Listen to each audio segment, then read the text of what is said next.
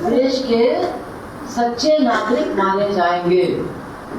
अब मुसलमान जन्मभूमि उनकी ये है, लेकिन उनकी जो पवित्र स्थान है वो मक्का मदीना में है। ठीक बात है ना, क्योंकि उनके जो पैगंबर साहब थे वो वहीं पैदा हुए, तो वहाँ जो मक्का मदीना है वहाँ वो हज करने जाते हैं। लेकिन इसका मतलब ये नहीं है कि वो हिंदुस्तानी नहीं है, लेकिन जानबूझ करके ये बात जोड़ करके, क्योंकि ये कई लोगों को बहुत अच्छी लगती है। हाँ भाई, बहुत जल्दी हमारे यहाँ लोग बात तो सही है, हाँ भाई बात तो सही है। तो जो बात तो सही है, क्या सही है? आज मैं हिंदू हूँ, कल को मैं नास्तिक हूँ, तो फिर मैं हिंदुस्तानी नहीं हूँ। या आज सरोज जो है हिंदू है, कल को उसको ईसाई धर्म अच्छा लगता है, ईसाई बन गई, तो ये हिंदुस्तानी नहीं है क्या? तो इन्होंने जानबूझ करके हिंदुत्व के आधार में, मतलब उसकी जो बुनियाद है उसमें क्या रखा है? विभाजन। देश को एक करने की भावना नहीं, देश को बांटने की भावना। आप समझ रहे हैं? जब आप इस तरह का कहोगे कि धर्म के आधार पर आपकी राष्ट्रीयता, आप देश के हो या नहीं हो ये तय होगा, तो आप एक विभाजन पैदा कर रहे हो कि नहीं पैदा कर रहे हो? आपका लगता कुछ समझ में नहीं आ रहा है। अगर मैं कहूँगी कि आप ईसाई हैं तो आप बराबर की नागरिक नहीं हैं, तो एक बंटवारा पैदा हुआ कि नहीं? आपके दिल में भी लगेगा कि यार ये तो हमको मानते ही नहीं है, और हमको लगेगा हाँ ये तो बिल्कुल ठीक कह रहे हैं, इनको तो कुछ दिन बाद इनका वोट भी इनसे छीन लेना चाहिए। सही बात है ना? तो ये उन्होंने हिंदुत्व की अपनी किताब में जो प्रमुख बात है, सबसे बुनियादी बात है, वो ये लिखी। और इसलिए आपको ये समझना होगा, ये तो आपको मालूम है ना कि जब हमारा देश आज़ाद हुआ तो हिंदुस्तान पाकिस्तान बना, और सब लोग को यही सिखाया गया हमारे देश में कि पाकिस्तान मुसलमानों की वजह से बना, जिन्ना की वजह से बना। तो पाकिस्तान की जो मांग थी वो जिन्ना और मुस्लिम लीग ने 1942 में की, लेकिन इसके पहले जो सावरकर को मानने वाले लोग थे, और सावरकर खुद, और उनमें लाला लाजपत राय का भी नाम है, क्योंकि इन लोगों का एक संगठन था हिंदू महासभा। जैसे अब ये आरएसएस और भाजपा है, तो इनके समझ लो दादाजी थे हिंदू महासभा। तो उन्होंने 1906 में ही कह दिया था कि इस देश में 2 राष्ट्र हैं, हमारे एक राष्ट्र में 2 राष्ट्र हैं, एक हिंदू और एक मुसलमान। तो ये बात बहुत दुख की बात है कि सबसे पहले कहने वाले यही लोग थे जो हिंदुत्ववादी थे। हम हिंदू नहीं कहते इनको, हिंदुत्ववादी थे। क्योंकि निश्चित है, अगर आप समझोगे कि दूसरे धर्म का व्यक्ति जो हिंदू नहीं है वो बराबर का नागरिक नहीं है, अगर उसको आप बराबर का नागरिक नहीं मानोगे, तो आप एक, जिसको मैंने कहा ना, बंटवारे का बीज तो बोने का काम कर रहे हो ना। वो भी सोचेगा यार मैं इनके साथ रहूंगा तो ये तो हमको पता नहीं कहाँ पहुंचा देंगे, और जो अपने आप को हिंदू समझते हैं वो सोचेंगे अरे ये तो जब है ही नहीं तो यहाँ क्यों रहे, इनको यहाँ से भगा देना चाहिए। आपको अभी तक बात तो समझ में आ रही है ना? तो हिंदुत्व के बारे में सबसे पहले लिखने वाला व्यक्ति था सावरकर, और उसके नाम के आगे हम लोग वीर कभी नहीं लगाते हैं। ठीक बात है ना, लगाना चाहिए। जिस आदमी ने माफ़ी मांगी अंग्रेज़ों से उससे नहीं मानना चाहिए ना।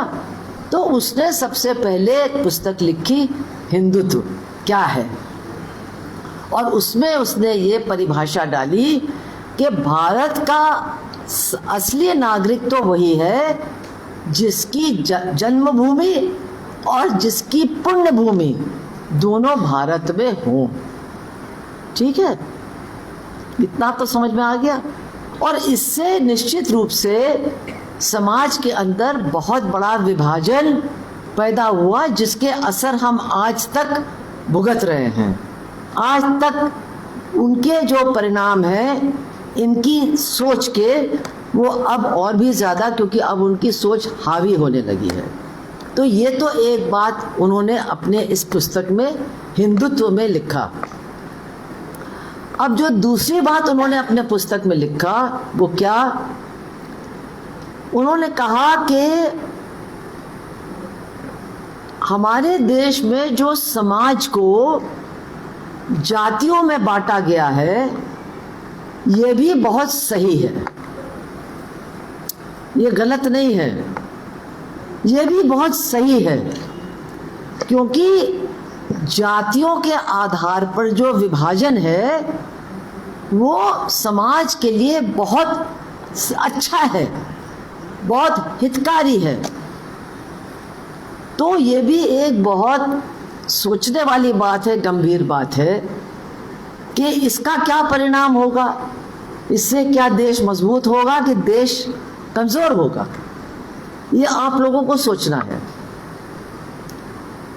और इसके बाद ये जो हिंदुत्व की किताब लिखने के बाद मैंने जैसा बताया कि इन्होंने एक राजनीतिक पार्टी भी बनाई, उसका नाम था हिंदू महासभा। और उसके बाद आरएसएस बनी, वो उसके भी एक तरह से मार्गदर्शक रहे। फिर भाजपा बहुत बाद में बनी, पहले जनसंघ बनी थी। तो मतलब ये जितने संगठन हैं जिनको हम कहते हैं संघ परिवार, क्या बात है कॉमरेड्स, कोई दिक्कत है? I don't allow any talking.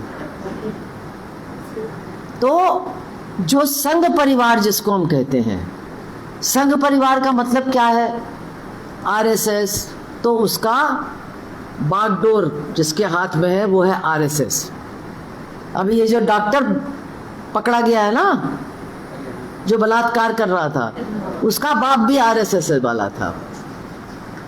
ठीक बात है, समझ गया ना? आरएसएस वो जो हाफ पैंट पहन के परेड करते हैं, पार्कों में उधम मचाते हैं, वो है आरएसएस। तो ये बाप है संघ परिवार का, आरएसएस। और उसके बाद है, पहले जनसंघ थी, अब वो भारतीय जनता पार्टी है। और ये बजरंग दल, दुर्गा वाहिनी, विश्व हिंदू परिषद, फिर वो हिंदू एकता संगठन, हिंदू फलाना संगठन, ये जितने हैं ना, नाम अलग अलग हैं, लेकिन जैसे रावण के 10 सर थे ना, ये उसी की तरह हैं। है रावण वही आरएसएस, और सर अलग अलग हैं। तो कभी ये सर बोलता है, तो कभी ये बोलता है, तो कभी ये बोलता है, तो कभी ये बोलता है, लेकिन हैं सब हिंदुत्ववादी। कभी कभी भाषाएं अलग बोलते हैं, थोड़ा नरम बोलते हैं, थोड़ा गरम बोलते हैं, है ना, लेकिन हैं सब हिंदुत्ववादी।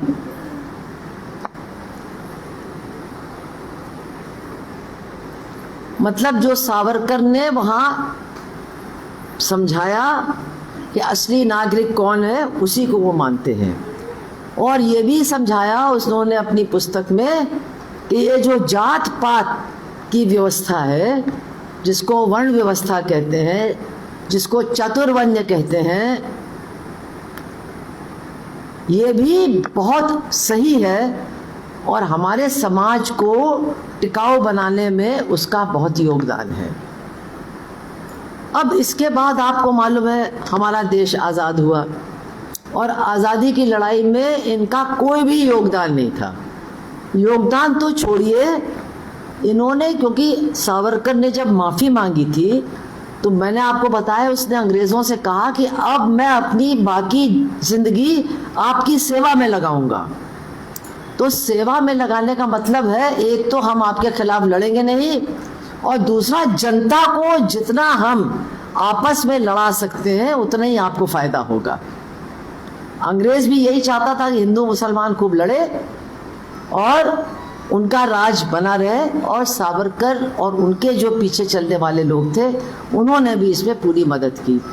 लेकिन इसके बावजूद हमारा देश आज़ाद हुआ, और आज़ाद ही नहीं हुआ, हमारे देश में आज़ादी के जस्ट पहले से लेकर के आज़ादी के जस्ट बाद में एक बहुत बड़ा काम हुआ, और वो था संविधान का लिखा जाना। और आप सब जानते हैं कि डॉक्टर अंबेडकर संविधान को तैयार करने की जो कमेटी थी उसके अध्यक्ष थे, तो उनका बहुत बड़ा योगदान था संविधान तैयार करने में, ठीक है ना। और संविधान में क्या बात थी, जो उसकी सबसे ज़्यादा, जिसको कहना चाहिए अहम बात या ज़रूरी बात थी, वो थी समानता, मतलब बराबरी। अब आपको तो लगता है कि ये कौन सी बड़ी बात है, लेकिन 5000 साल में हमारे देश में कभी भी समानता को लेकर के कोई कानून नहीं बना। आप इस बात को समझ रहे हैं? क्योंकि अगर जात पात पर समाज हमारा चला, आप लोग भी अपने बचपन को याद करते हो क्या पोजीशन थी, अभी भी क्या पोजीशन है, कहीं कहीं आप अपने बाप दादाओं से सुनते हो कि उनकी क्या पोजीशन थी समाज के अंदर, सब सुनते हो ना जात पात के बारे में। तो अगर 50 साल पहले इतना बुरा हाल था, 100 साल पहले, और आज भी है, तो आप सोच सकते हो कि 1000 साल पहले कितना बुरा हाल हुआ होगा। सोच सकते हो ना, कुर्सी पर तो बैठ ही नहीं सकते थे, खटिया पे नहीं बैठ सकते थे, आसपास खाने की बात तो छोड़ दीजिए, आसपास रह भी नहीं सकते थे, पढ़ाई लिखाई से दूर, है ना। आपने सुना है ना कि रामायण में जो वाल्मीकि रामायण है उसमें एक प्रसंग आता है। उसका प्रसंग क्या है कि एक शूद्र जाति का आदमी था, शंबुक, लेकिन उसने कहीं चोरी से पढ़ना लिखना किया और वो भी वेद वगैरह का उच्चारण करने लगा, और वो जंगल के अंदर छिप करके वहाँ लोगों को जुटा करके पाठ करता था, ठीक है। तो आप कहोगे बहुत अच्छी बात है, पाठ करता था, ये तो बहुत ही अच्छी बात है, गरीब आदमी पढ़ लिख के मेहनत करके पाठ कर रहा है। लेकिन वाल्मीकि रामायण है ये बात, ये मैंने नहीं कहा। ब्राह्मण गए रामचंद्र जी के पास, जो राजा थे, और उनसे कहा कि एक ब्राह्मण का बच्चा अचानक मर गया, और उसकी मौत के पीछे कारण ये है कि एक शूद्र वेद का पाठ कर रहा है, तो आपको जाकर के उसका सर काटना होगा। और मर्यादा पुरुषोत्तम भगवान राम, जिनकी आप पूजा बहुत से लोग करते हो, वो अपनी तलवार लेकर के गए जंगल में और उस शंभुक का उन्होंने सर काट दिया, और जय जयकार हुई, देवी देवताओं ने फूल बरसाए। जैसा कि बताया जाता आप लोगों को ना, देवी देवताओं के पास और कोई काम नहीं था, ये तो झगड़ा लगाना या ऊपर से फूल बरसाना। तो उन्होंने फूल बरसाए, जय जयकार हुई। एक आदमी मार डाला गया बेकसूर, सिर्फ इतना उसका कसूर कि वो वेद का पाठ कर रहा था, उसका सर रामचंद्र जी ने काट दिया, और वो ब्राह्मण का बच्चा जिंदा हो गया।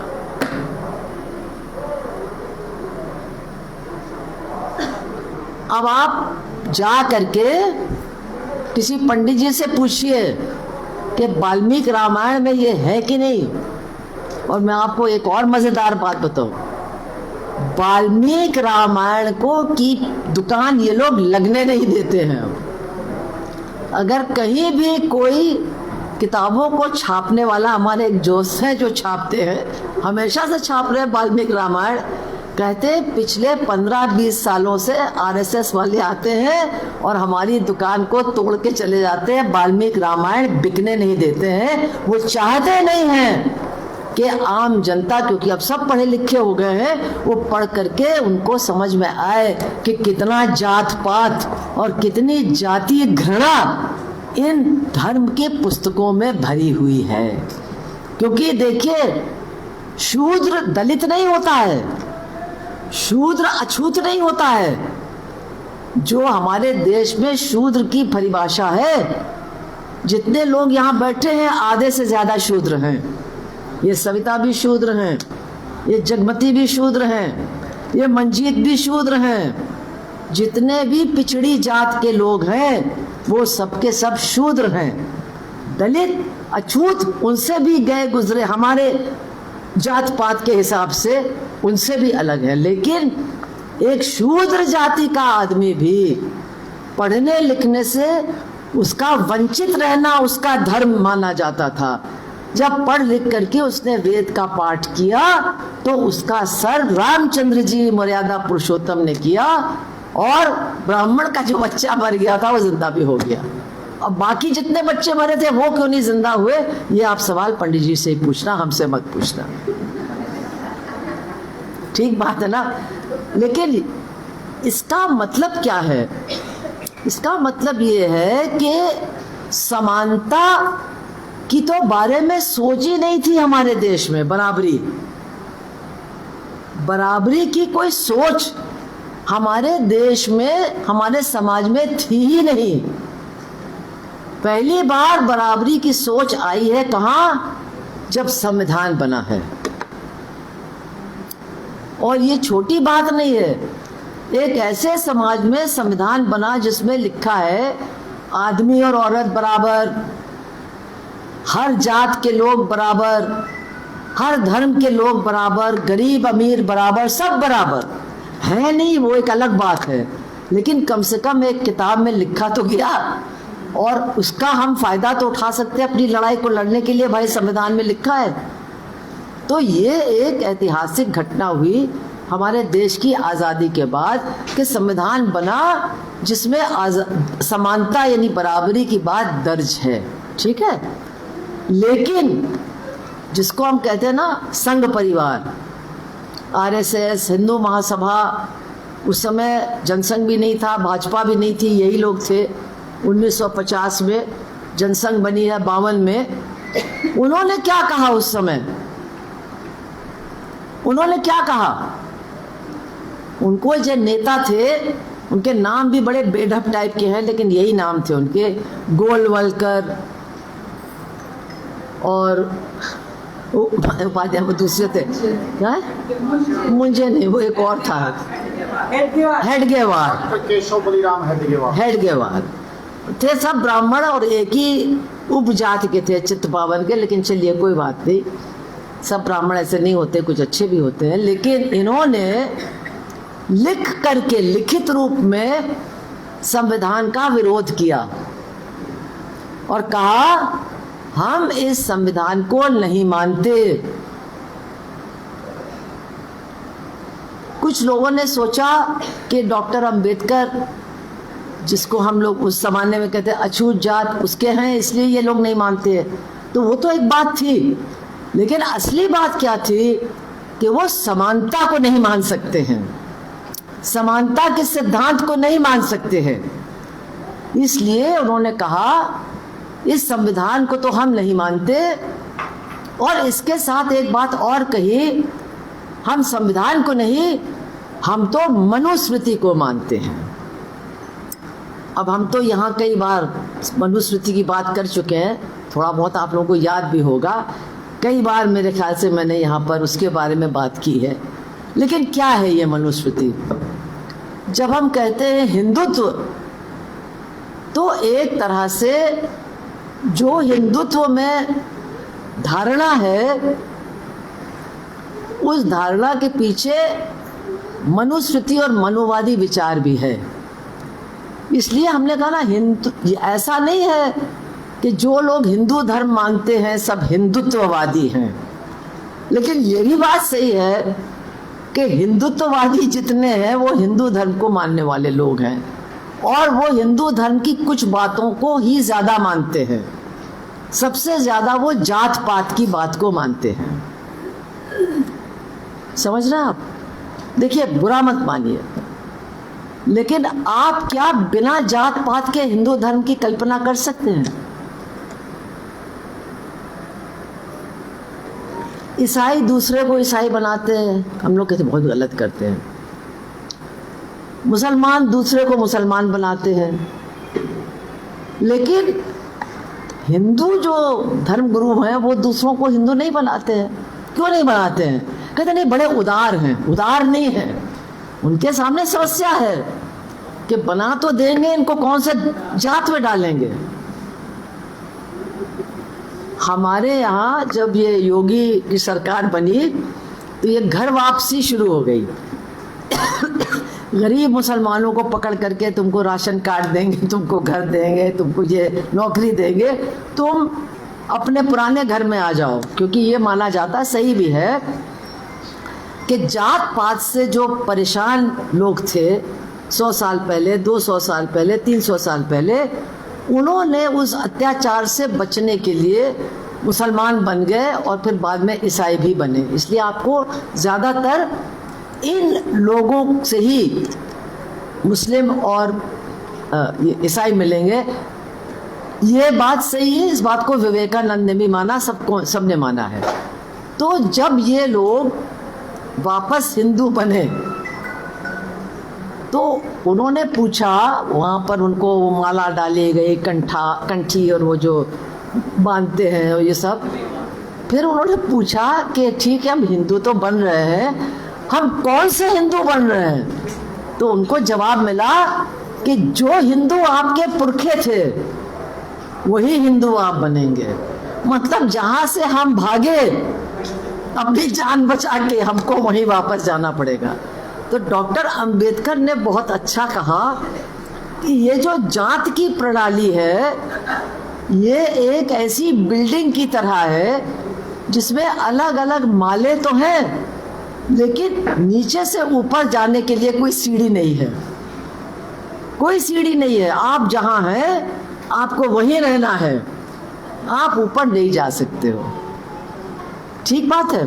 तो उन्होंने ये कहा, यही बात मनुस्मृति के अंदर है कि जो समाज की श्रेष्ठ व्यवस्था है वो है वर्ण व्यवस्था, मतलब जात पात पर आधारित व्यवस्था, और इसी को बनाए रखना हमारा धर्म और कर्म है। अगर इससे हम अलग होते हैं तो हमको दंडित होना पड़ेगा।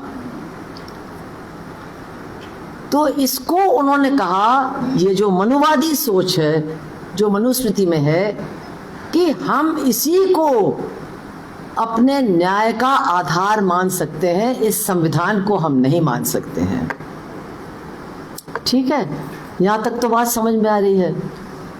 अब बहुत दिन तक तो हम लोग इनका मजाक उड़ाते थे, इन लोगों का, अरे ये सब ऐसे ही पागल हैं, बकवास करते हैं। लेकिन धीरे धीरे धीरे धीरे बहुत चतुराई से इन्होंने काम किया, और जो भी जनता की परेशानियां थी, जो भी जनता का असंतोष था, उन सारी चीज़ों का फ़ायदा उठा करके अब उन्होंने दिल्ली की सरकार पे भी कब्जा कर लिया, बहुमत आ गई, और कई राज्यों में भी इनकी सरकार आ गई। तो लोग कहेंगे भाई लोगों ने वोट दिया इनको तो ये जीत गए, लेकिन कैसे वोट मिला उनको, ये भी एक बहुत बड़ा सवाल है। तो वो हमको समझना है। जब हम कहते हैं कि वो चाय का ब्रेक अब हो गया ना?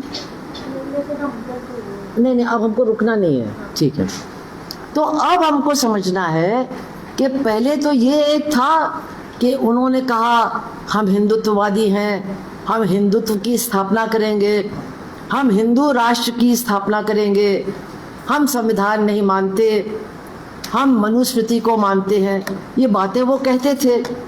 बहुत ज़्यादा लोगों ने इस पर ध्यान नहीं दिया, बोले अरे ये ऐसे ही कह रहे हैं, ऐसा करेंगे थोड़ी ना, वो मनुस्मृति हज़ारों साल पुरानी किताब, उसको कहाँ लागू करेंगे। लेकिन अब वो आ गए हैं। अब हमको देखना है कि उनकी ये जो विचारधारा है, जिसके तीन तरह की सब मिली जुली है। हिंदुत्ववादी, जिसमें वो मानते हैं कि जिनकी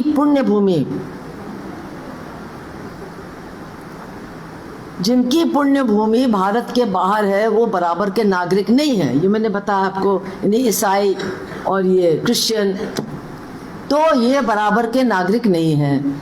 ये है हिंदुत्व की एक तरह से आधारशिला।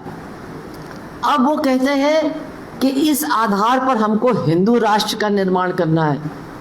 तो लोग सोचते हैं अरे यार ठीक ही तो कह रहे हैं, इस देश में तो हिंदू ही रहते हैं 80%, तो हमारा भी एक अपना राष्ट्र हो जाएगा तो क्या बुरा है इसमें। अरे वहाँ इंग्लैंड अमेरिका में तो एक तरह से ईसाइयों का राज है, उधर सऊदी में ईरान में मुसलमानों का राज है, तो हमारे हिंदुओं का भी एक राज हो जाएगा तो इसमें क्या बुरा है। बहुत से लोग ये सोचते हैं और बहुत से लोगों के बीच में ये प्रचार भी होता है कि हिंदुओं का राज तो होना ही चाहिए, हिंदुओं का राष्ट्र तो बनना ही चाहिए। लेकिन ये सवाल जब कोई पूछता है कि हिंदू राष्ट्र का नियम कानून क्या होगा, तो फिर सच्चाई आती है कि फिर वो संविधान नहीं होगा।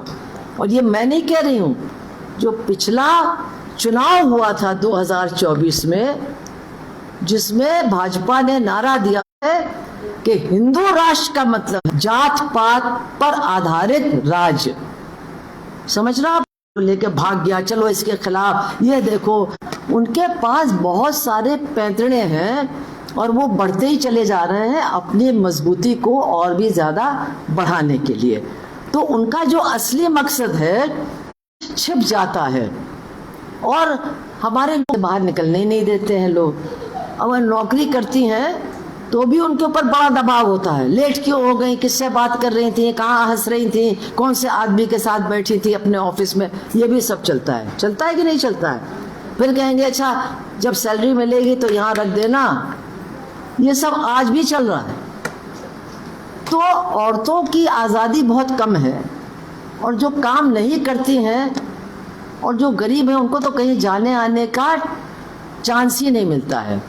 तो अब ये लोग क्या करते हैं, अरे बस जाएगी अयोध्या, चलो मुफ्त में तुमको अयोध्या घुमा लाए, तुमको बनारस काशी घुमा लाए, तुमको फलाने मतलब कौन खाटू है, कोई खाटू बाबा राजस्थान में, हाँ दरअसल वो दलितों का है मंदिर, लेकिन उस पर कब्जा इन लोगों ने कर लिया, वो एक अलग कहानी है। जो वाल्मीकि समाज के लोग हैं उनको मालूम है ये उनका मंदिर है, उनके नायक का ये मंदिर है, लेकिन वो जहाँ भी चढ़ावा आता है ना वहाँ पंडित जी बैठ जाते हैं जो भी होता उसको भगा देते हैं।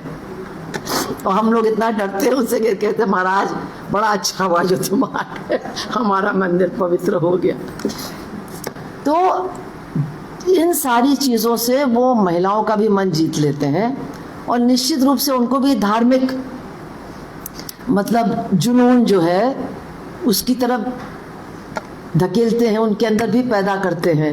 क्योंकि जो जाते हैं आते हैं सब बोलते ही जाते हैं। अभी मैं देखती हूँ आपके हरियाणा में जैसे रोहतक में हर जगह जहाँ जगमती रहती है लोग रहे, वहाँ एक पार्क बना हुआ है। अब पार्क बना है सबके लिए, वहाँ एक पंडित जी बैठ गए हैं। एक बात को छोड़ करके कई मुसलमान है ही नहीं, लेकिन फिर भी आप उसको सुनोगे तो कुछ ना कुछ तो अंदर खोपड़ी के अंदर जाएगा ना, लगेगा हाँ यार ठीक है कह रहे हैं, पता नहीं कैसी कैसी हैं, कैसा कैसा पान खाते हैं, ऊंचा पजामा भावना लोगों के अंदर वो पैदा करते हैं। और इससे आगे चल करके क्या होता है वो हमको सोचना वो ज़्यादा ज़रूरी है। अब यहाँ ईसाई बहुत कम है तो ईसाई के बारे में कम बोलते हैं, जहाँ ईसाई ज़्यादा है हम तो देखते हैं उत्तर प्रदेश में ईसाई बेचारे बहुत ही कम हैं। लेकिन अगर एक गांव में 10 हैं और ये अभी आप जाओगे तो पता चलेगा 10 में से 8 जेल में हैं। और किस बात को लेकर के जेल में है कि ये लोगों को ईसाई बना रहे थे। तो हम लोग कहते हैं कि भाई कितने ईसाई हैं पूरे देश में, आबादी के 2% भी नहीं है। जब 200 साल तक अंग्रेजों की का राज चला कि नहीं चला, तो ईसाई थे ना। जब 200 साल में वो अंग्रेज ईसाई नहीं बना पाए तो अब तो भैया कैसे बनेंगे लोग, कौन बनेगा, कोई बन ही नहीं रहा है। या इक्का दुक्का कोई बन रहा है अपनी मर्जी से तो वो तो ठीक है, उनकी मर्जी है। लेकिन इतना बना देंगे कि ये पैसा दे करके ईसाई बना रहे हैं, ये नौकरी दे करके ईसाई बना रहे हैं। तो हमारे कानपुर में जब ये लोग प्रवचन कर रहे थे तो 2-3 औरतों ने हाथ उठाया और कहा कि बताओ भैया कहाँ बना रहे हैं, हमका हुआ बताओ, हमका भी नौकरी चाहिए, हम लोग का पैसा चाहिए, हमका बता दो कहाँ बट रहा हुआ जाके ईसाई बन जाओ। तो मतलब ये तो है सच्ची बात, लेकिन ये हंसी की बात है। लेकिन इस तरह की बातें वो करते हैं जैसे कि पता नहीं कोई बहुत बड़ा षड्यंत्र है। और मजे की बात देखिए, ईसाइयों के खिलाफ ये करेंगे और ट्रंप के तलवे चाटेंगे। यह बात आपको समझना बहुत जरूरी है कि सिर्फ हमारे देश के अंदर जो ईसाई हैं, मुसलमान हैं, वो बहुत बुरे हैं, ठीक है। हमारे देश के बाहर जो है उनके पैरों में हमारे मोदी जी रोज पड़ते हैं। ट्रंप के सामने तो उनकी घिग्गी बंद जाती है। अभी एक मीटिंग में हमारे 3 नौसेना के लोगों को अमेरिका ने बम गिरा करके मार डाला और आज तक नहीं कहा कि हमसे गलती हुई, हम उन परिवारों से क्षमा मांगते हैं। उन्होंने तो नहीं कहा, हमारी सरकार ने भी नहीं कहा कि अमेरिका ने बहुत गलत किया जो हमारे 3 लोगों को मार डाला। आप समझ रहे हो कि नहीं? आप ईसाई इतना करते हो, लेकिन जहां जहां उनकी सरकारें हैं और उनसे तुम दबते हो और डरते हो, वहां तो तुम उनके तलवे चाटते हो। सिर्फ अपने देश में अपनी जनता को विभाजित करने के लिए तुम उस बात का प्रचार करते हो। आप समझ रहे हो कि नहीं? मुसलमानों के खिलाफ बहुत बोलेंगे। मैं आपको एक मजे की बात भी बताती हूँ। जब अटल बिहारी वाजपेयी प्रधानमंत्री थे तो उन्होंने एक किस्सा खुद सुनाया हम लोगों को। ऐसे बैठे थे, गप्पे मार रहे थे। उन्होंने कहा, एक आदमी ने मुझसे पूछा कि वाजपेयी जी अगर इस देश में मुसलमान नहीं होते तो आपकी राजनीति कैसे चलती, क्या करते आप? आपकी तो राजनीति उन्हीं पर चल रही है। तो उन्होंने कहा, अगर नहीं होते तो हमको कहीं से लाना पड़ता। मतलब इसका क्या कि वो मानते हैं, ये बात समझिए, वो खुद जानते हैं कि उनकी पूरी राजनीति सिर्फ धर्म के नाम पर लोगों को बांट करके चलती है। उसी आधार पर वो लोगों का वोट लेते हैं, लोगों को अपने पीछे करते हैं। दरअसल उनके अंदर उनके लिए कोई, जिसको कहना चाहिए, शत्रुता नहीं है, बस बकबक करना है। इसीलिए जब हमारे मोदी जी बढ़िया सूट और बढ़िया चश्मा और बढ़िया जूता पहन करके विदेश जाते हैं तो या तो ट्रंप के पैर पड़ते हैं और या किसी अरब के शेख को गले लगाते हैं। अब वो बेचारा शेख यूं कर रहा है, यूं कर रहा है, वो मोदी जी चाहे कर रहे हो उसके ऊपर। रोज आप तस्वीर देखेंगे जब वो विदेश जाएंगे। देखते हो कि नहीं देखते हो? देखते हो कि नहीं? तो बेचारे हमारे बगल में जो मुसलमान रहते हैं कहते हैं, भैया हमको क्यों नहीं गले कभी लगाते हैं? उनको सिर्फ विदेश में मुसलमान अच्छे लगते हैं। हाँ भाई, उनके पास तेल है, उनके पास पैसा है, उनके पास करोड़ों रुपया है, उनका वो आप बिजनेस उनके साथ चलाना चाहते हैं। आपके साथ साथ अडानी हमेशा जाता है, अडानी को बगल में बिठा करके आप अडानी के पक्ष में वहाँ पर समझौते करते हो कि तुम्हारे यहाँ अडानी ये काम करेगा, तुम्हारे साथ पार्टनरशिप में हिंदुस्तान में कोयला बेचेगा।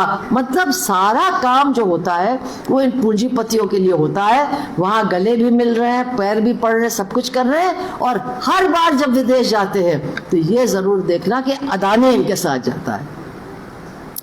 अरे भैया, भले आदमी किसी अपने पार्टी के नेता को ले जाओ, हैं, कभी स्मृति ईरानी को ले जाओ, कोई भी ले जाओ, लेकिन तुमको अडानी के अलावा ना कोई औरत ना कोई मर्द कोई अच्छा ही नहीं लगता है। जहां तुम जाते हो वहां पीछे पीछे अडानी तुम्हारे जाते हैं और वहां पर समझौता होता है कि जो कुछ होगा, जो भी समझौता होगा, कोयले को लेकर के, तेल को लेकर के, पैसे को लेकर के, बंदरगाह को लेकर के, सब कुछ अडानी जी के साथ होगा।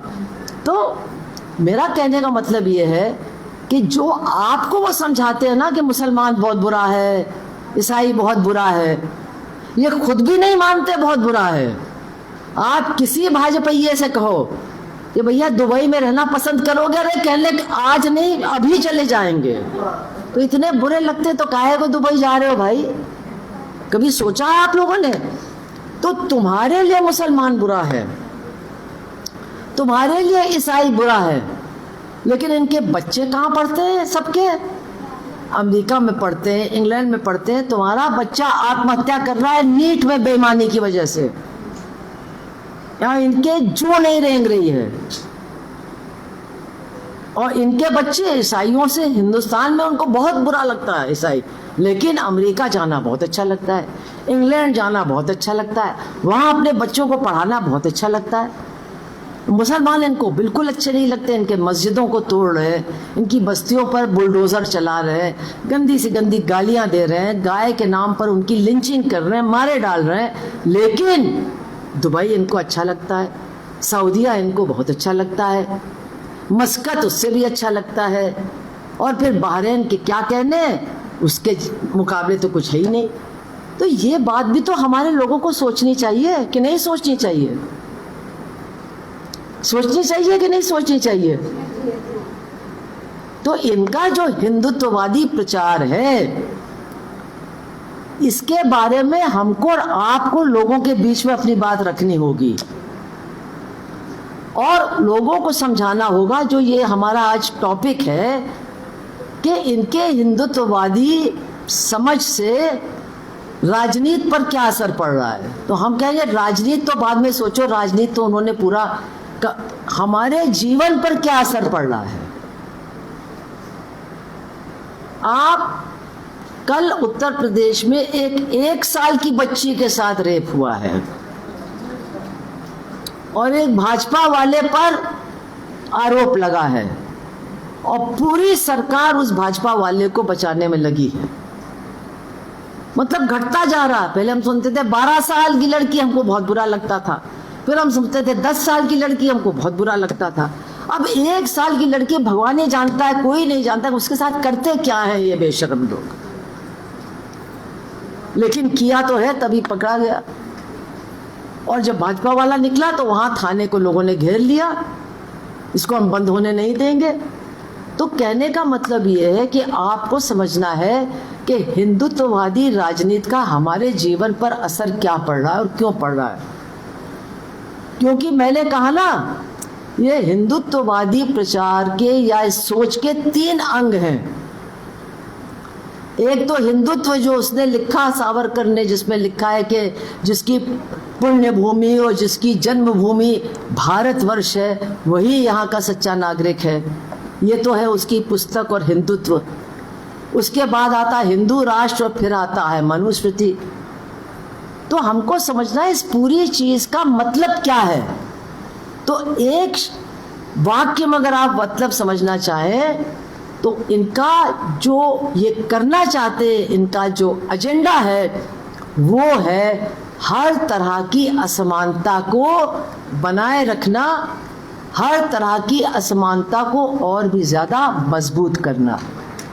इसमें कौन कौन सी असमानता है? हाँ बहन जी, क्या बात है, हमसे पूछिए जो पूछना है। अरे मैं देख रही हूँ लाल साड़ी, क्या प्रॉब्लम है आपको? पानी चाहिए, टॉयलेट जाना है, कुछ समस्या है? क्या समस्या बता दीजिए हमें। है या वगैरह तुम बताओ क्या है भाई?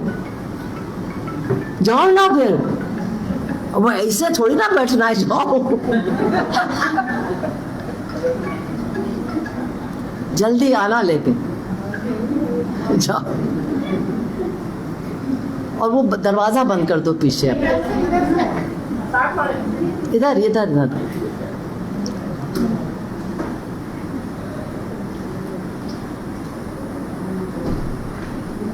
हाँ, दरवाजा बंद कर दो। आ जाओ आ जाओ।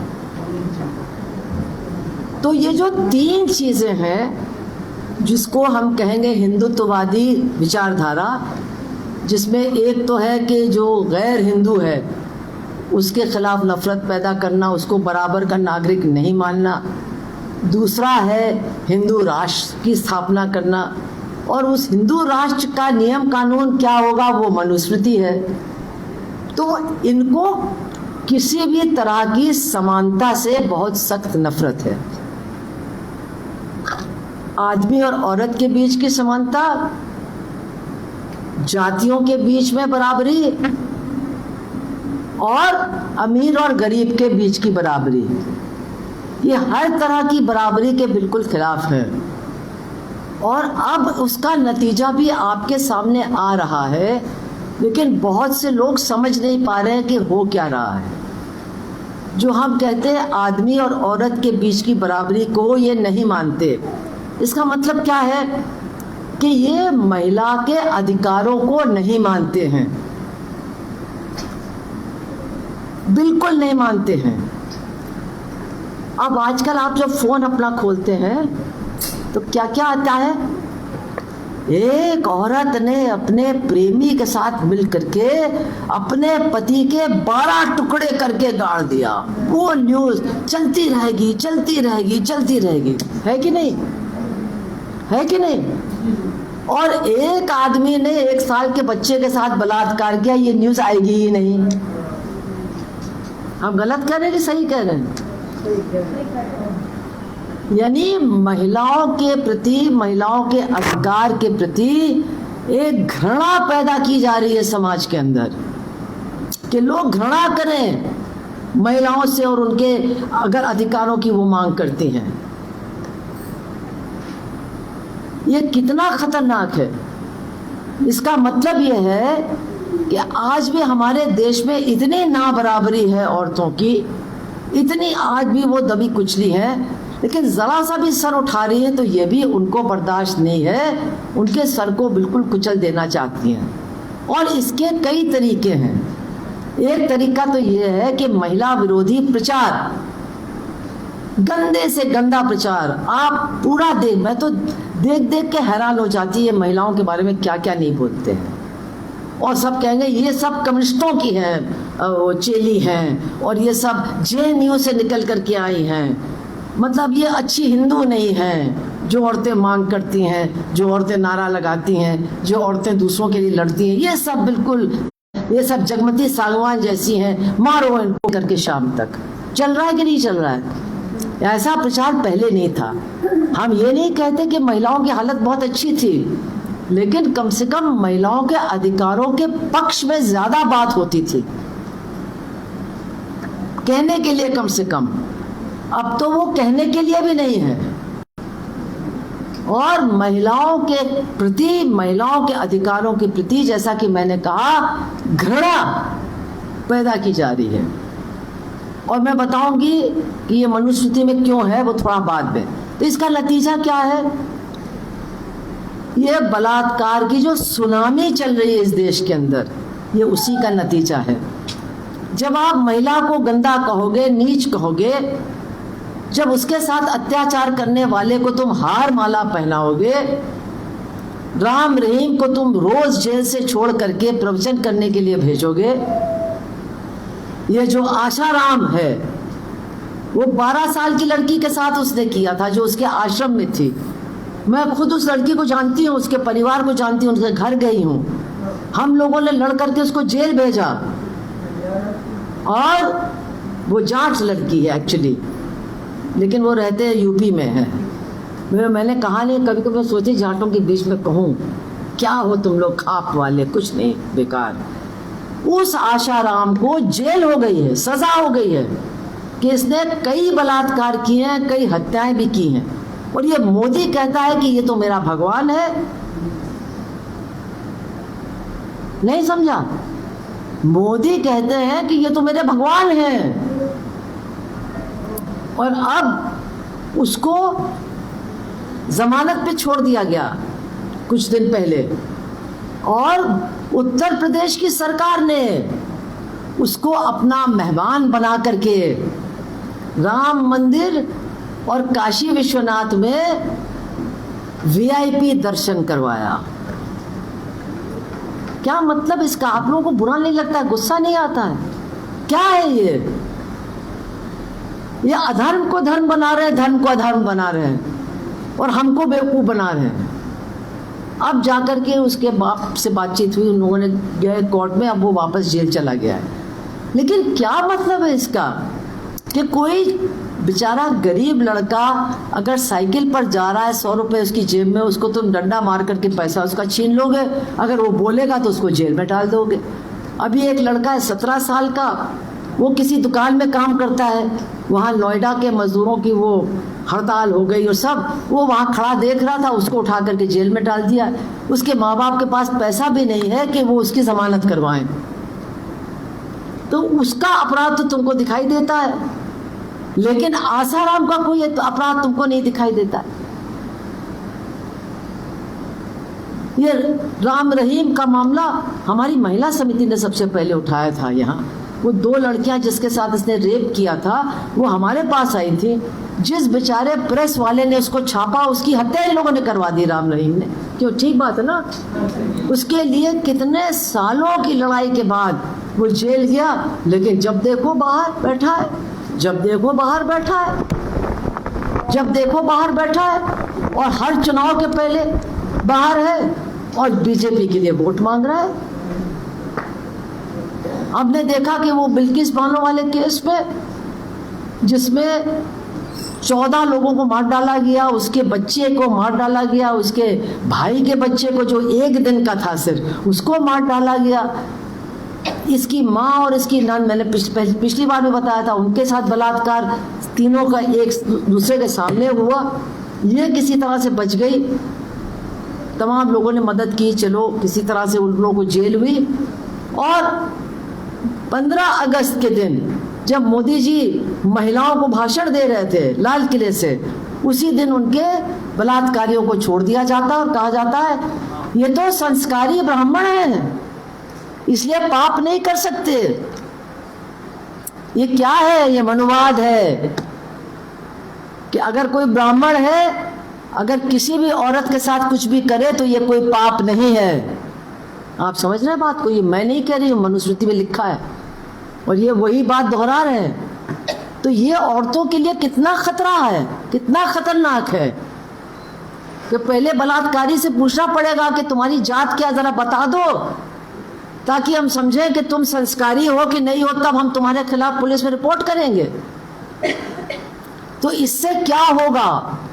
इससे निश्चित रूप से ये जो बलात्कार की सुनामी हम देख रहे हैं, ये सुनामी और भी ज्यादा भयानक होगी। अभी आपने देखा है जो कुछ कुरुक्षेत्र में, ये उसी का एक हिस्सा है।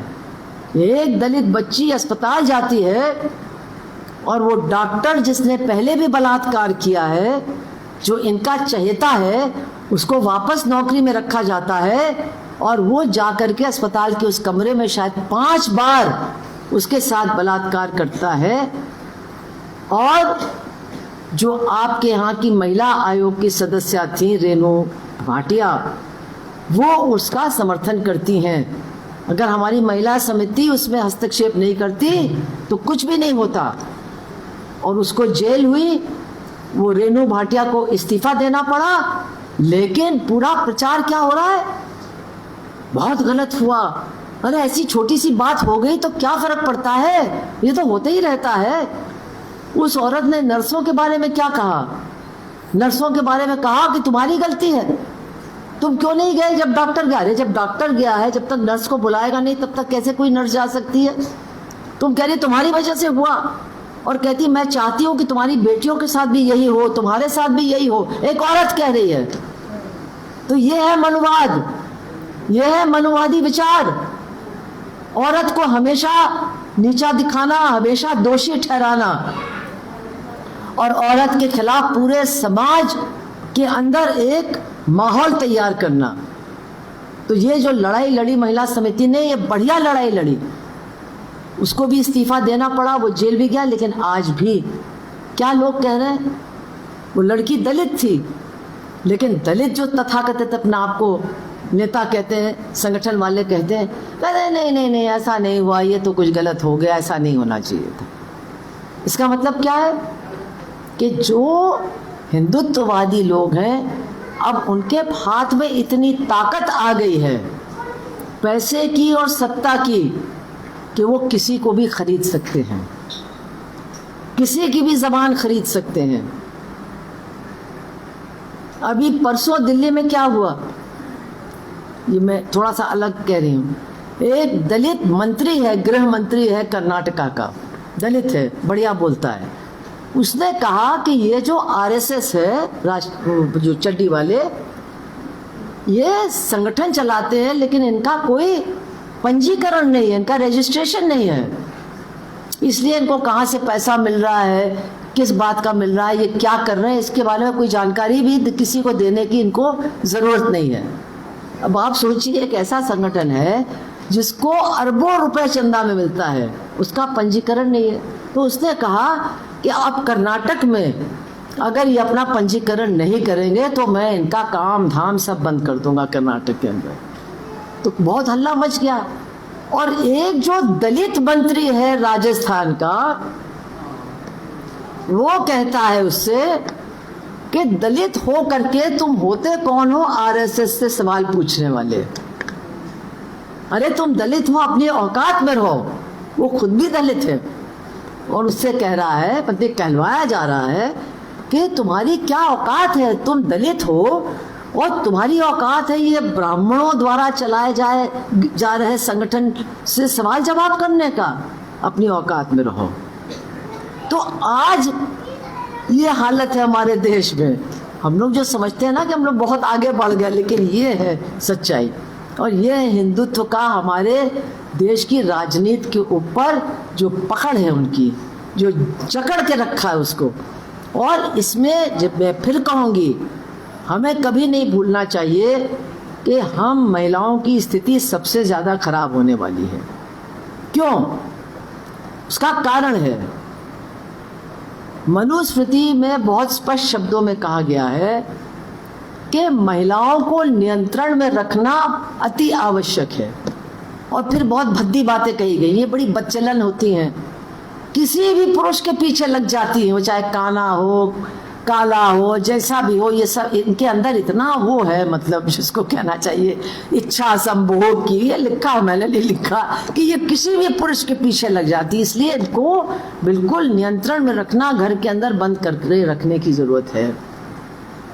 और इनका अपना कोई भी अधिकार नहीं होना चाहिए, ना इनको अपने लिए वर चुनने का अधिकार होना चाहिए, ना इनको अपने माँ बाप की संपत्ति में अधिकार। क्या कुछ पूछ रही हैं? क्या बात है उसमें? आए क्या कह रहे? अरे पहली बार है, पूछ रही थी, समझ में आ रहा है क्या? समझ में आ रहा है कुछ कुछ, जो नहीं आए तो बाद में पूछ लेना। हाँ, तो इनको अपने माँ बाप की प्रॉपर्टी में हिस्सा नहीं मिलना चाहिए। इनको हमेशा किसी पुरुष के नियंत्रण में रहना चाहिए। जब पैदा हो तो बाप के नियंत्रण में, जब बड़ी हो तो पति के नियंत्रण में, पति मर जाए तो बेटे के नियंत्रण में, शादी ना हो तो भाई के नियंत्रण में। तो इनको नियंत्रित रखना बहुत ज़रूरी है। अब आपको सोचना होगा कि ये भाई विशेष रूप से ये मनुवादी औरतों के पीछे क्यों पड़े हैं, क्यों उनको इतना नियंत्रित रखना चाहते हैं? उसका बहुत सीधा सा जवाब है, औरत के ऊपर ही जात पात की व्यवस्था टिकी हुई है। अगर औरत अपने से कम जात, तथाकथित कम जाति वाले से शादी करती है तो फिर उसके बच्चे किस जाति के होंगे? आपको लगता कुछ, हम आपकी शक्ल ही देख करके बोल रहे हैं, हमको बहुत दुख हो रहा है। समझ में आ रहा है आपके कि नहीं? नहीं समझ में आ रहा है? आ रहा है ना कुछ कुछ, बाद में पूछ लेना। तो चेहरे से लगता है नहीं समझ में आ रहा। तो अगर औरत नियंत्रण में नहीं होगी, अगर लड़कियां अपना वर ढूंढने के लिए आज़ाद हो जाएंगी, तो फिर ये जो जाति पात की जो व्यवस्था है ये चरमरा जाएगी। अब ये बात हम लोगों को अच्छी नहीं लगती है, क्योंकि हम लोग भी उसको मानते हैं। हमारी लड़की भी अगर अपनी मर्जी से शादी करना चाहे तो हम भी उसको कमरे में बंद कर देते हैं, भूखा रखते हैं, मारते हैं, पीटते हैं, नाक कटा देगी, नाक कटा देगी। अरे नाक किसी की कोई नहीं काटता, कुछ है जो नकटे होते ही हैं, लेकिन कोई किसी की नाक आग नहीं काटता है। सब बेकार की बातें हैं। लेकिन कहते नहीं, ये जो अपने मर्जी से शादी होती है वो खुश नहीं रहती हैं। हाँ भाई ठीक है, और जो अपने मर्जी से नहीं होती वो बड़ी खुश रहती हैं। और बता दो। वो बड़ी खुश रहती हैं क्या? जितनी है यहाँ, मैं सबसे एक एक से पूछो तो पता चल जाएगा सब। ठीक बात कह रहे हैं कि गलत बात कह रहे हैं? तो शादी तो अपने आप में ही एक जुआ है। लग गई बाजी तो ठीक है, नहीं लगी तो रो। तो चाहे अपनी मर्जी से करो या माँ बाप की मर्जी से करो, कोई गारंटी नहीं है। तो चलो अपनी मर्जी से ही करने दो, शायद ठीक ठाक निकल जाए। तो मेरा कहने का मतलब ये है कि चूंकि ये बातें हमारे अंदर भी रग रग में भरी हुई हैं, तो ये मनुवादी सोच जो है वो हमको भी प्रभावित करती है। जब हम दूसरी जात में शादी नहीं पसंद करते हैं तो निश्चित रूप से हम दूसरी जातियों से घृणा भी करते हैं। वो घृणा भी हमारे अंदर पैदा हो जाती है। हमारे अंदर भी ऊंच नीच की बहुत भावना पैदा हो जाती है। और ये सिर्फ ऊंची जातियों में नहीं, ये नीचे तक है।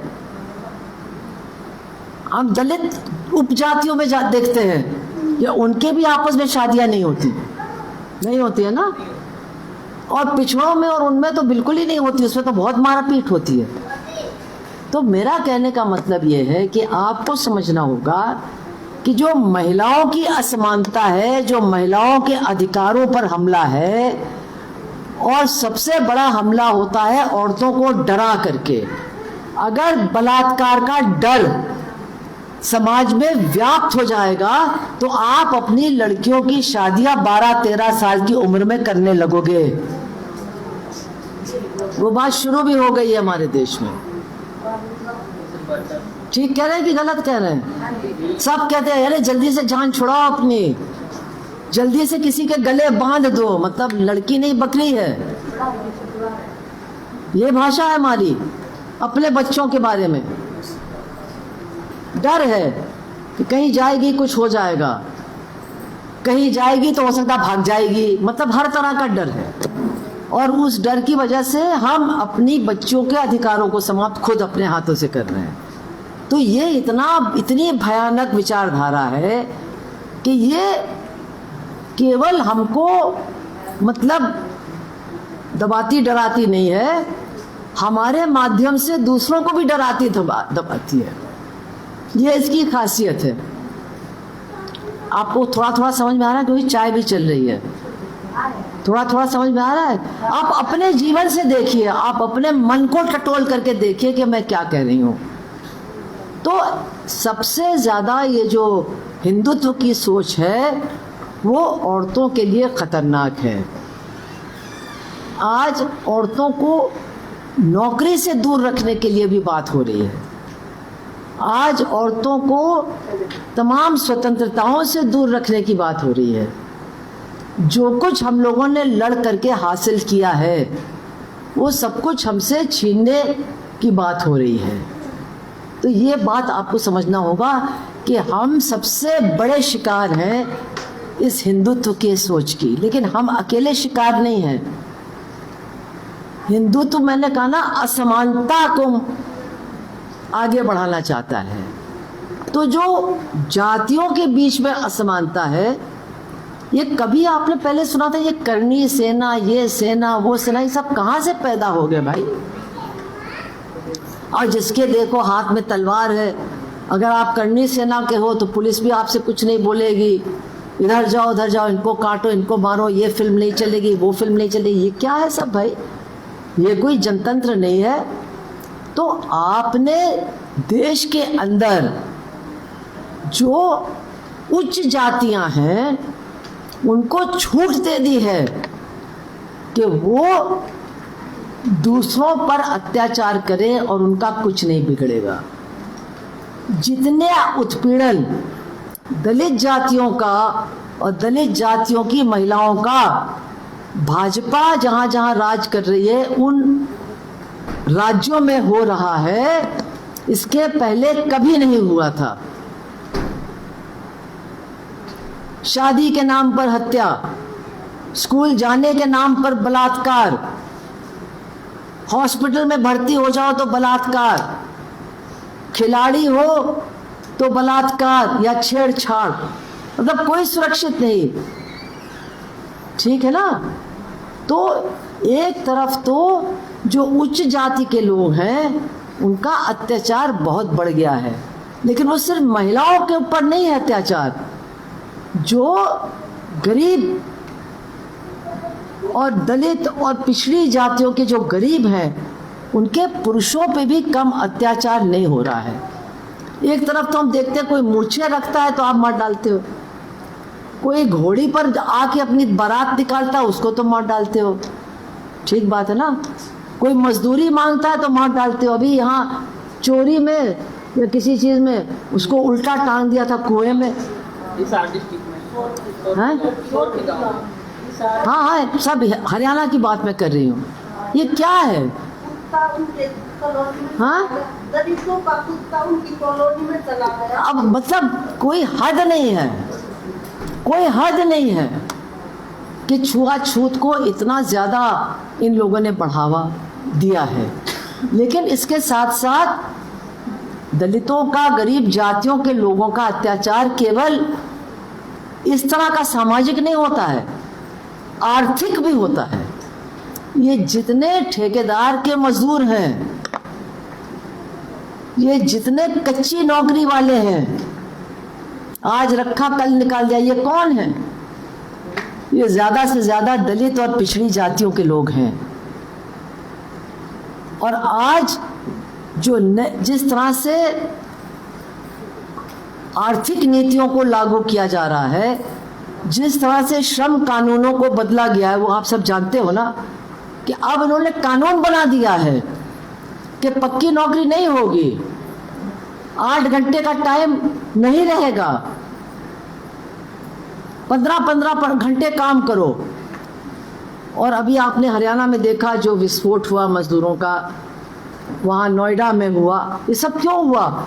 आप इतनी महंगाई में 15,000 में काम करा रहे हो, 10,000 में काम करा रहे हो। कम से कम आदमी अपने घर में रहता है तो कुछ बचत हो जाती है, जब उसको दूसरी जगह जाकर के नौकरी करनी पड़ती तो कैसे जिंदा रहेगा? और फिर आग कैसे लगी कि गैस का सिलेंडर भी उसको नहीं मिल रहा है। तो सिलेंडर नहीं मिलेगा, खाना नहीं खाएगा तो कैसे काम करेगा भाई? तो ये जो आर्थिक नीतियां हैं, ये भी इस हिंदुत्ववादी विचारधारा का हिस्सा है, क्योंकि मनुस्मृति में साफ लिखा है। क्या लिखा है? कि जो शूद्र जाति के हैं, जो खेतों में, छोटे छोटे कारोबार में, छोटे छोटे कारखानों में काम करने वाले लोग हैं। अब आप बिस्कुट बांट लीजिए। नहीं ठीक है, बहुत ज़रूरी है, मैं नहीं बोलती, आप बांटिए पहले। ये क्या तरीका है नेताओं का? अभी मैं पूछूंगी अभी मैंने क्या कहा, अब आपको बताइए। अब आप क्लास में हैं, नहीं आप आइए यहाँ, कोई तरीका नहीं है। या तो फिर ब्रेक कर लो ना, तो वो चाहे बिस्कुट खा ले। ये इस तरह से आप डिस्टर्ब करते हैं, जो कुछ हमने कहा है वो भी सब लोगों के दिमाग से निकल जाता है। आप समझते नहीं इन बातों को। आप एक दिन यहाँ करके बोलो, फिर आपको समझ में आएगा मैं क्यों कहती हूँ फोन बंद करो, बातचीत मत करो, सो नहीं।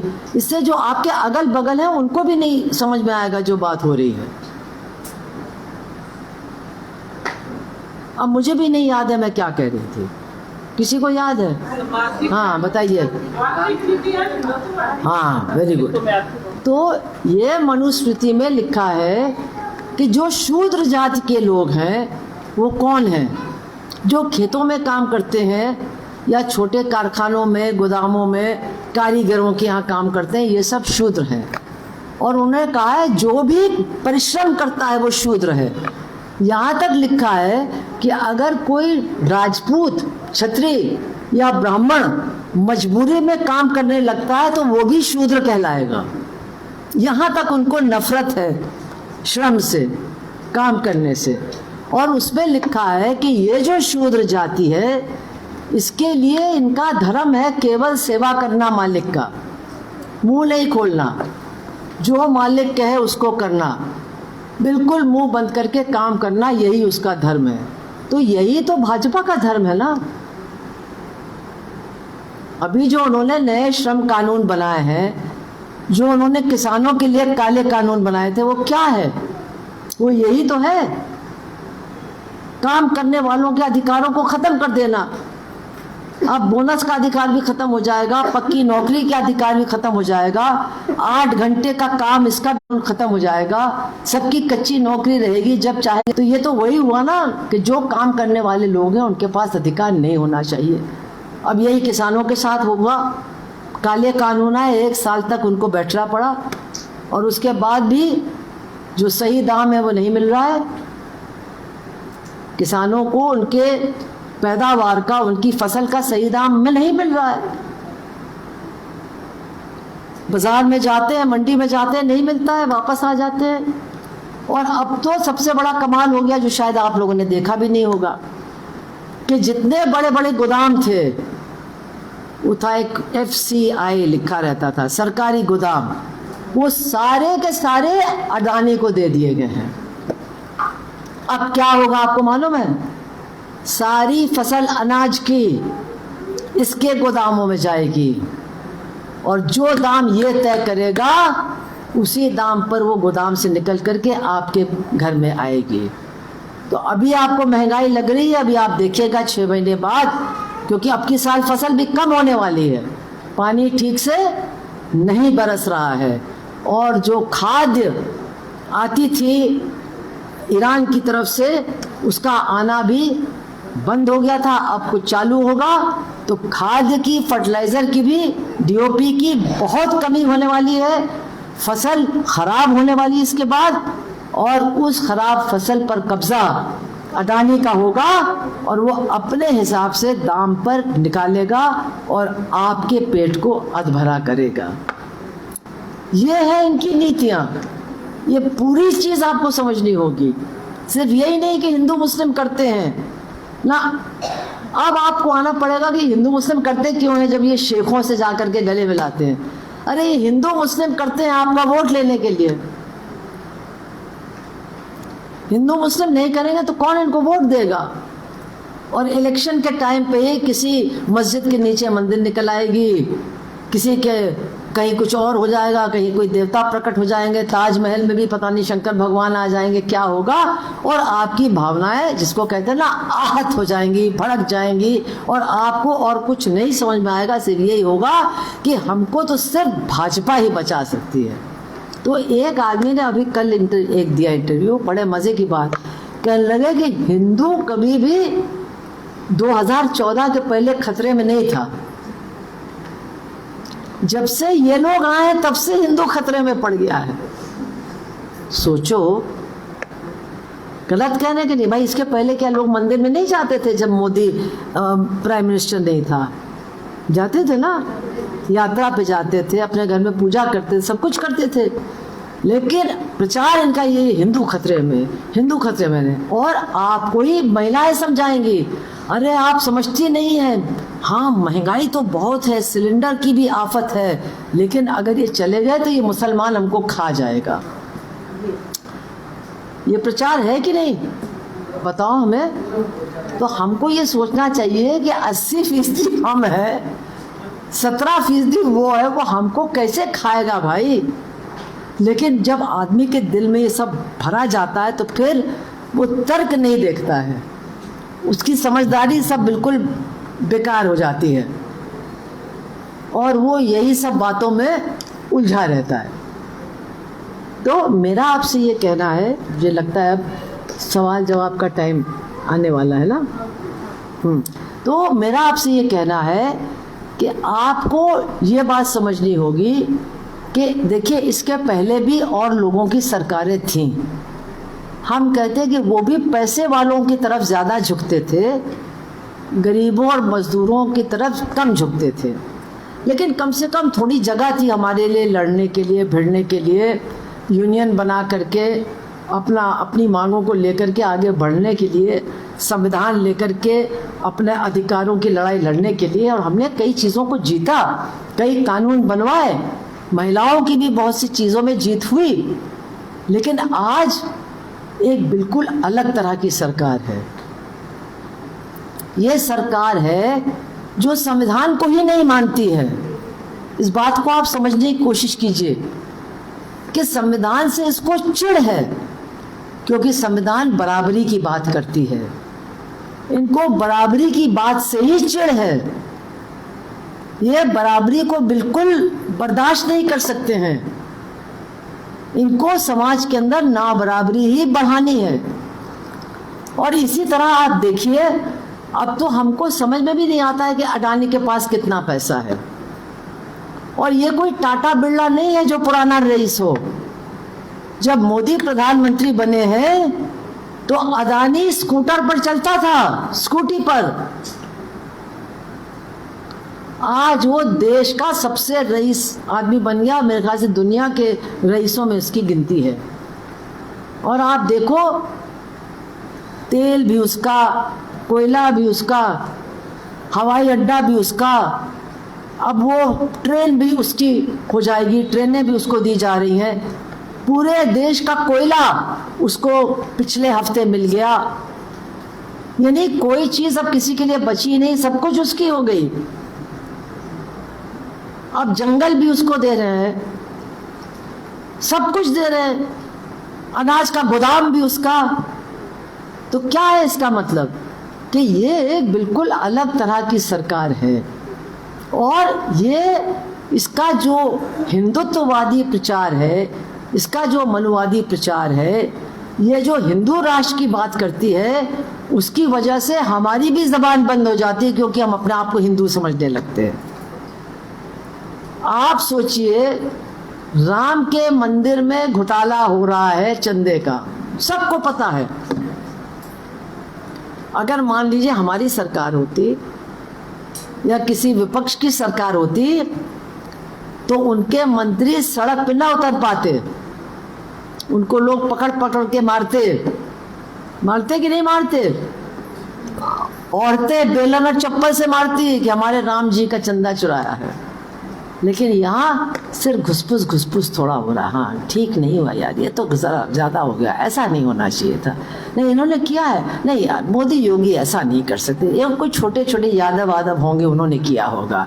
एक तो कह रहा मुल्लों ने किया। अरे मुल्ले कहाँ घुस गए थे।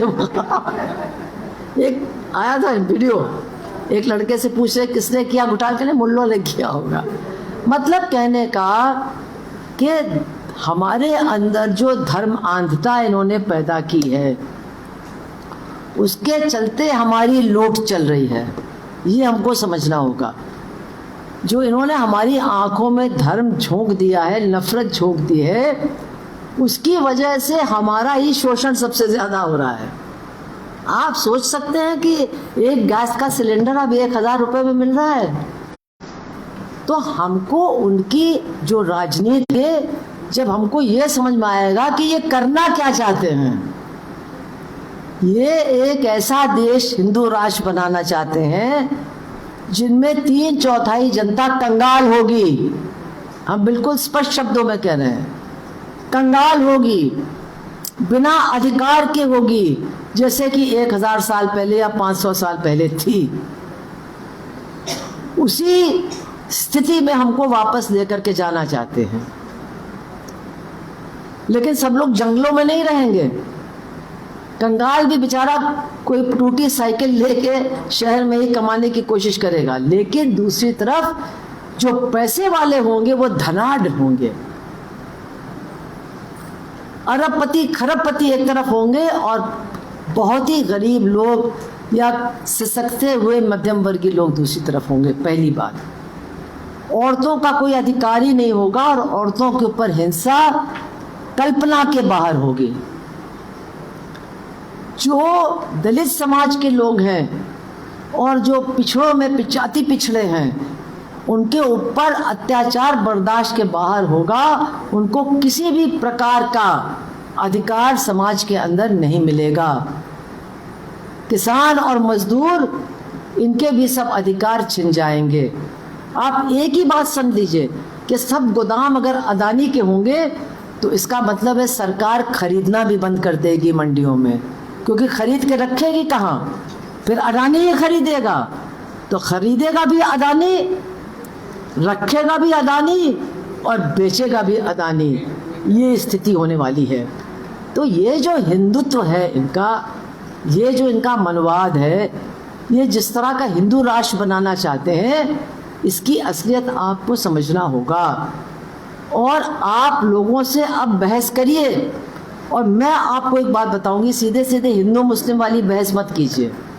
आप उनसे बलात्कार के बारे में पूछिए। मैंने पिछली बार भी कहा था कि आप एक सवाल कीजिए जो बीजेपी के समर्थक हैं कि हर बलात्कारी भाजपा वाला क्यों होता है और हर बलात्कारी को बचाने वाला बलात्कारी भाजपा वाला क्यों होता है और बलात्कारियों को हार माला पहनाने वाले भाजपा वाले क्यों होते हैं। जब ये जेल से छूट करके आते हैं तो इनका स्वागत करने वाले भाजपा वाले क्यों होते हैं। इसका जवाब लोगों से मांगिए। इसका कोई जवाब उनके पास नहीं। बाकी हर चीज के बहुत जवाब है, इसका कोई जवाब नहीं उनके पास। अब आपको प्रखर होकर के बोलना होगा, क्योंकि अगर इनकी ये विचारधारा पूरे समाज को अपने गिरफ्त में कर लेगी। अभी मैं आपको बताऊं, बंगाल में चुनाव हुआ, ठीक है, उन्होंने बेईमानी बहुत की, बिल्कुल सही है, लेकिन जो एक बहुत ही खतरनाक बात हमारी मीटिंग में कल बताया कि जहां जहां जिस जिले में दलितों की आबादी 10% से कम थी, वहां भाजपा को कम सीट मिली। जहां दलितों की आबादी 20% से अधिक थी, वहां ज्यादा सीट मिली। और जहां 30% से ज्यादा थी, वो पूरे जिले की सीट उनको मिल गई। ये वो लोग हैं जो भाजपा को वोट नहीं देते थे, दलित समाज के लोग। अब उनके अंदर भी मुसलमानों के प्रति इतनी घृणा, बांग्लादेशी आ गए, बांग्लादेशी आ गए। अरे सबसे बड़ी बांग्लादेशी तो तुमने बिठा के रखा है, वो जो हसीना थी वहां की प्रधानमंत्री, वो हमने तो नहीं बुलाया, तुमने बुला के रखा है ना, उस पर कोई वो नहीं। बाकी जो गरीब मुसलमान है बंगाली, वो बांग्लादेशी है। और इतना भय, इतना खौफ लोगों के अंदर भर दिया कि उनका वोट बेईमानी से भी और इस प्रचार से भी उनको मिला। कितनी खतरनाक बात है। और उसके बाद दूसरे दिन से ही बुलडोजर चल रहा है उनकी बस्तियों पर, चल रहा है उनकी रेहड़ियों पर, चल रहा है उनकी छोटी छोटी दुकानों पर। उसमें दलित भी है, मुसलमान भी है, लेकिन दलितों की भी संख्या ज़्यादा है, रेहड़ी वाले ज़्यादा वो हैं। तो आपको डरा करके, आपको मुसलमानों का दुश्मन बना करके वोट तो आपका ले लेंगे, लेकिन वोट लेने के दूसरे दिन आपकी आफत आएगी। ममता देती थी शायद 2000 रुपया महीना महिलाओं के नाम पर खाते में, उन्होंने कहा हम 3000 देंगे। अब क्या कह रहे हैं, 4 पन्ने का फार्म आपको भरना पड़ेगा 3000 रुपया लेने के लिए, है 13 पन्ने का। अब वो कोई गरीब औरत क्या 13 पन्ने का फार्म भर सकती है? तो न फार्म भरेगी, न 3000 रुपया मिलेगा, है ना। न बजेगी बांस, न रहेगी बांस, न बजेगी बांसुरी। तो इनके सारे वादे झूठे हैं, क्योंकि इनका जो ध्येय है, इनका जो लक्ष्य है, वो गरीबों को कुछ देना नहीं, जो कुछ गरीबों के पास है वो उनसे लेना है। यहाँ तक कि उनका आत्मसम्मान भी वो लेना चाहते हैं, उनका आत्मसम्मान खत्म करना चाहते हैं। तो ये बात हमको समझना है और लोगों को समझाना है। हम तो एक ही बात अब लोगों से कहते हैं, जो कहते हैं भाजपा को आप बहुत बुरा भला कहते हैं, हम एक ही बात कहते हैं, भाजपा वाले आपको बलात्कारी क्यों अच्छे लगते हैं? बस इसका जवाब हमको दे दीजिए, और कोई जवाब मत दीजिए। और अब तो इतनी खतरनाक स्थिति है कि किसी को भी आप वोट दो, उसको वो खरीद लेते हैं। मतलब हमारे प्रजातंत्र को ही खत्म कर रहे हैं। जो हमारे संविधान और हमारी आज़ादी की जो बुनियाद है, हमारा जनतंत्र, हमारा लोकतंत्र, उसमें क्या है? हमको वोट, हमारा वोट काट रहे हैं, लाखों लोगों का वोट काट रहे हैं, और जिसको हम चुनते हैं उसको खरीद रहे हैं। तो फिर कहाँ रहा प्रजातंत्र? अभी आपके यहाँ मेरे ख्याल से राज्यसभा का हुआ था, तो कांग्रेस के लोगों ने भी भाजपा को वोट दे दिया। वहाँ वो ममता बनर्जी के जो लोग थे वो सब भाजपा में जा रहे हैं। तो अगर संविधान, लोकतंत्र, ये सारी चीज़ें खत्म हो जाएंगी, तो आपको सोचना पड़ेगा हम लोग कहाँ रहेंगे। फिर हमारा क्या होगा? जो कुछ मिला है वो जो हमको वोट का अधिकार मिला, संविधान से अधिकार मिला, वोट डालने का अधिकार मिला, अब तो उसकी कोई वैल्यू नहीं हो। कहेंगे वोट तुम किसी को भी दे दो, खरीदना तो हमको है। आज तो एक बड़ा अच्छा कार्टून आया है कि भाजपा वाले दूसरे पार्टियों से कह रहे हैं कि अगर तुमको बिकना है तो हमारे ऑफिस मत आओ, ऑनलाइन तुमको हम खरीद लेंगे। तो ये हमको मजाक लग रहा है, लेकिन ये कितना दुर्भाग्य है। तो इसलिए ये जो उनकी राजनीति है, ये जो उनकी विचारधारा है, जिसको हम हिंदुत्ववादी विचारधारा कहते हैं, मनुवादी विचारधारा कहते हैं, इनका जो लक्ष्य है कि हम हिंदू राष्ट्र बनाएंगे, इन बातों को समझना और आम लोगों के बीच में, आम औरतों के बीच में इसकी समझदारी को पहुंचाना, ये हमारा बहुत बड़ा काम है। वरना अभी हमको दिक्कत हो रही लोगों के बीच में काम करने की। आप सोचिए आगे अगर यही चलता रहे, किस तरह से हम काम कर पाएंगे, किस तरह से हम अपनी लड़ाई लड़ पाएंगे, किस तरह से हम अपने बच्चों को जिंदा रख पाएंगे, ये बड़ा सवाल बन जाएगा। मैं आखिरी बात कह रही हूँ, इनके राज्य में, हमारे देश में आपको मालूम है क्या हुआ है? गरीबी छोड़ दीजिए, दुनिया में सबसे ज्यादा छात्र छात्राएं हमारे देश में आत्महत्या करते हैं। हर रोज, हर घंटे एक छात्र या एक छात्रा हमारे देश में आत्महत्या करती है या करता है। ये किसी भी देश का आंकड़ा नहीं है, और ये आपको बताता है कि आने वाली पीढ़ी हमारी निराश है, उसको कोई भी आशा दिखाई नहीं दे रही है। उस आशा को पैदा करना हमारा और आपका काम है। अपने बच्चों के भविष्य के बारे में आशा पैदा करना हमारा और आपका काम है। ये हम काम नहीं करेंगे तो हम तो बर्बाद हो ही जाएंगे, हमारे आगे की पीढ़ी भी निराशा के हाथों बिल्कुल समाप्त हो जाएगी। इस बात को कह करके मैं अपनी बात को समाप्त कर रही हूँ, और जो भी आपकी डिस्कशन होगा चर्चा कीजिए और फिर सवाल भी पूछ लीजिएगा।